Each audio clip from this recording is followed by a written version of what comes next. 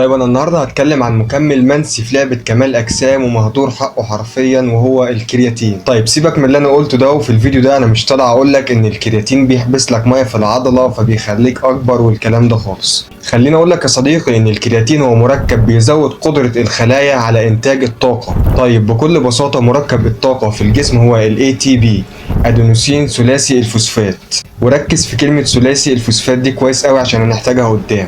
طيب لما الجسم يبدأ يتحرك وينتج طاقة بيحرق عندي واحد من ثلاثي الفوسفات فبيتبقى عندي ثنائي الفوسفات. فعشان الجسم يقدر يرجع ينتج طاقة تاني بيحتاج يرجع الفوسفات ده زي ما كان، وهنا بيجي دور الكرياتين ان هو بيسرع عملية ان الفوسفات ده يرجع يتكون ثلاثي الفوسفات مرة تانية عشان الجسم يبدأ يستهلكها وينتج طاقة مرة كمان. وده بدوره هتلاحظه لو انت بتستخدم كرياتين ان انت بتقدر تقلل وقت الراحة بتاعتك بين المجموعات وطاقتك بتتجدد بشكل اسرع، زائد ان هو هيزود قدرتك على التحمل وهيحسن انتاج الطاقة في جسمك بشكل عام. طيب ايه هي جرعة الكرياتين اللي اجسامنا بتحتاجها؟ على عكس ما معظم الناس فاكرة ان احتياج الجسم من الكرياتين هو 5 جرام ثابتة عند كل الناس، احب اقولك ان ده مش صح. ال5 جرام دي معظم الشركات متفقة عليها ان هي الجرعة المتوسطة اللي بيحتاجها الشخص على مدار اليوم. بس بالعقل كده اكيد مش شخص وزنه 60 كيلو احتياجه من الكرياتين على مدار اليوم هيكون نفس احتياج شخص وزنه 90 كيلو. فعشان تقدر تحسب النسبة اللي جسمك محتاجها من الكرياتين بتبدأ تضرب وزن جسمك في 0.03 أو 0.04،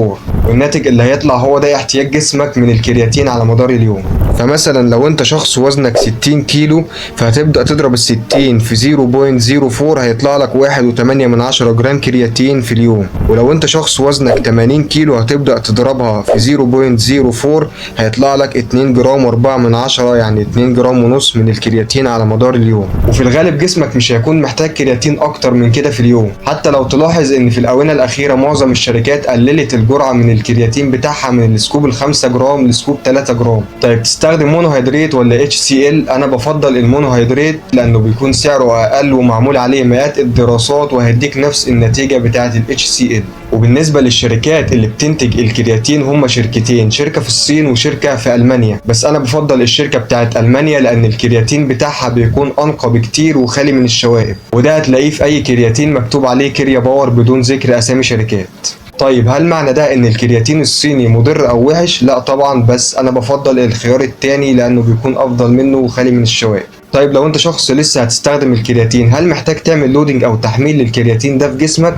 انا شخصيا ما بفضلش ان انا اعمل كده واسيب الجسم يتشبع من الكرياتين في الوقت اللي هو عاوزه. طيب لو انت عايز تعمل تحميل للكرياتين هتبدأ تضرب وزن جسمك في 0.3 والجرعة اللي هتطلع لك هتقسمها على مدار اليوم وتاخدها لمدة اسبوع. طيب اكتر ناس محتاجة تستخدم الكرياتين كسبلمنت هم الناس الفيجيتيريان، لان الناس دي طبيعة الاكل بتاعهم ما بيكونش فيه مصادر للحوم الحمراء او الاسماك، ودي بتكون مصادر غنية جدا بالكرياتين، فلازم يستخدموه كمكمل عشان يقدروا يعوضوا نقص الكرياتين اللي في اجسامهم. طيب تاخد الكرياتين امتى؟ مفيش وقت احسن من وقت تستخدم فيه الكرياتين، المهم تدخل الجرعة اللي جسمك محتاجها على مدار اليوم، لان زي ما قلت لك ان الكرياتين لازم يتشبع في جسمك. هو مش زي البري ورك اوت اول ما تاخده هتبدا تشوف نتيجته، لازم الجسم يتشبع من الكرياتين عشان تبدا تشوف النتائج بتاعته. طيب اخر حاجه، هل انت محتاج تعمل سايكل للكرياتين او ان انت تاخد فتره وتوقف فتره؟ انا غالبا برجح ان انت لو هتستخدم الكرياتين 3 شهور توقف شهر، تدي جسمك بريك من اي سبلمنت انت بتاخده او اي حاجه انت بتدخلها الجسم. طيب هل معنى كلامي ده ان انت لو فضلت ماشي على الكرياتين من غير ما تقطعه مضر؟